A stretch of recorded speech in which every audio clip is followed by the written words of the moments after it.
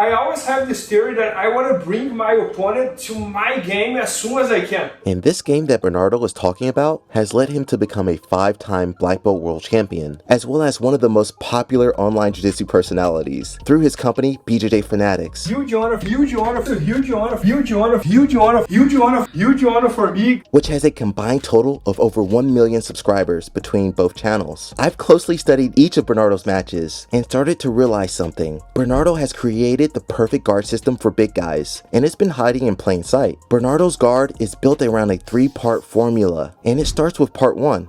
Pulling half guard. Half guard is one of the fundamental guards in jiu-jitsu, but many people struggle to make it work. The reason? Half guard is a slower paced game that requires a lot of patience, and if you mess up, you could potentially find yourself getting squished the entire match. But Bernardo uses a few really smart tactics to get into his half guard and deep half guard. First of all, let's watch how he pulls guard. There's something that he does really well here. Notice how when Bernardo pulls half guard, he immediately looks to make his underhook on his opponent, giving him options to pull into his deep half guard or transition into the single leg. Bernardo does this in every match to make sure that he's always on the offensive.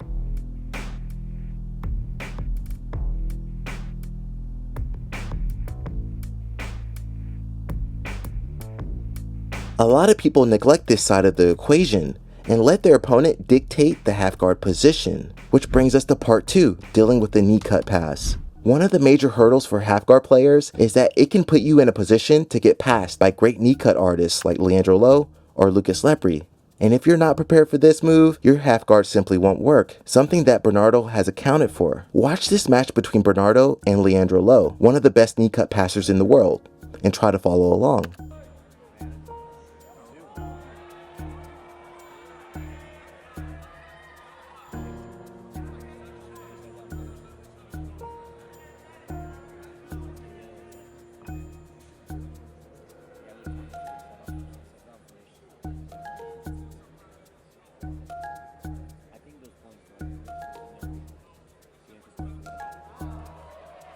By using his grip on the lapel between Leandro's legs, Bernardo uses what I like to call the single leg lapel guard to stop the knee cut pass, which gives him more control over his opponent's movement, as well as protecting him against the underhook. From here, Bernardo can switch to either a single leg or double leg, where he will often use his free arm to grab his opponent's far leg and take them down.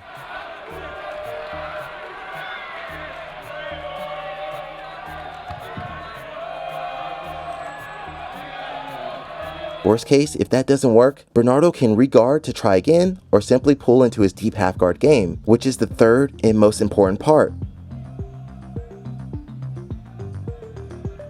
The biggest problem with half guard is that your opponent will often try to establish their underhook on you, thereby starting their passing sequence. Bernardo has capitalized on this by using the fight for the underhook to initiate his deep half guard game, even if they are able to get the underhook on him, which you can see happens here in this match. Bernardo counters the underhook by taking his time and retrieving his opponent's lapel, often maintaining the non-underhooked arm between his opponent's legs, which he can then use to pass the lapel over to the trapped underhooked arm. This part can be a little confusing, so let's watch that again.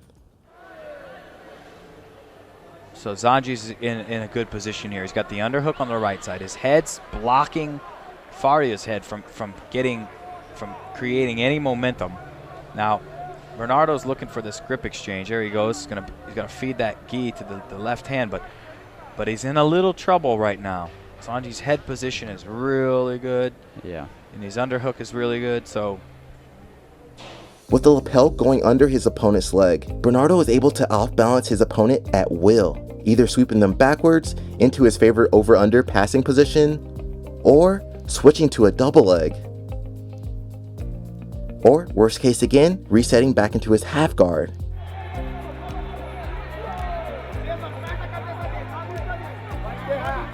This same system also works if his opponent tries to outsmart him by underhooking his legs. Pinning position from the cross side, as long as you keep your head high, like we mentioned earlier.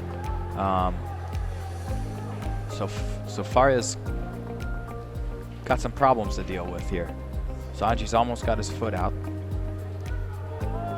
which it will be a little bit difficult for him to remove his foot there with that grip, but if he brings his left knee right up that middle, then he'll have a little leverage to push on Father's lower leg. And here's another backstory here.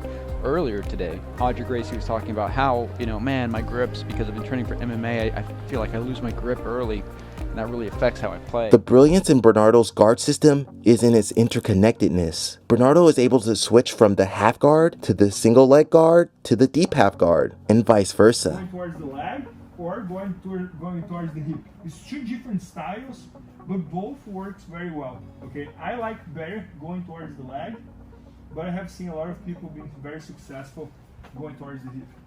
So that's one option, okay? And then the second option is the underhook under the leg, okay? So I'm here in the knee shields, and instead of going there, I'm gonna go over here. And then I'm gonna be able to bring him to my deep half. Having a set of techniques for each position and a move for every reaction his opponent makes. The biggest downside to this style of play is that its slower pace can make it hard to implement during shorter matches, as well as its reliance on grips, and being able to maintain those grips will take time to develop.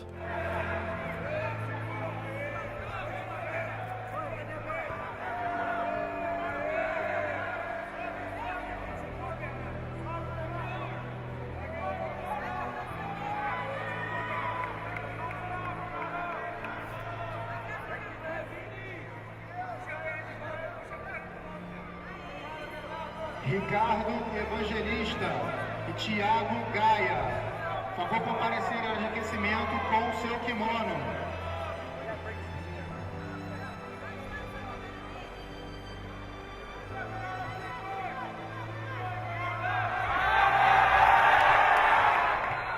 I believe that Bernardo has developed the perfect guard system for big guys, although there are some alternatives for people that don't like the half guard. Athletes like Victor Hugo are a great example of this. He plays a more well-rounded guard game that utilizes what many would consider the modern guard style that you see in the lower weight classes. Even sweeps such as the conventional pendulum sweep from close guard. He's finding ways to modernize that classic guard sweep. Well said, well said. And now back in on another triangle attack here. This one looks better than the first. The knee is locked down. Will this be it? And he gets the tab. The biggest downside being that this style does require some flexibility, but it does go to show that the big guys can play exactly like the smaller guys with a little bit of work. Your guard is an important part of doing jiu-jitsu, but when you don't take the time in developing your guard, you can end up like one of my favorite grapplers, Ottavio Nalati.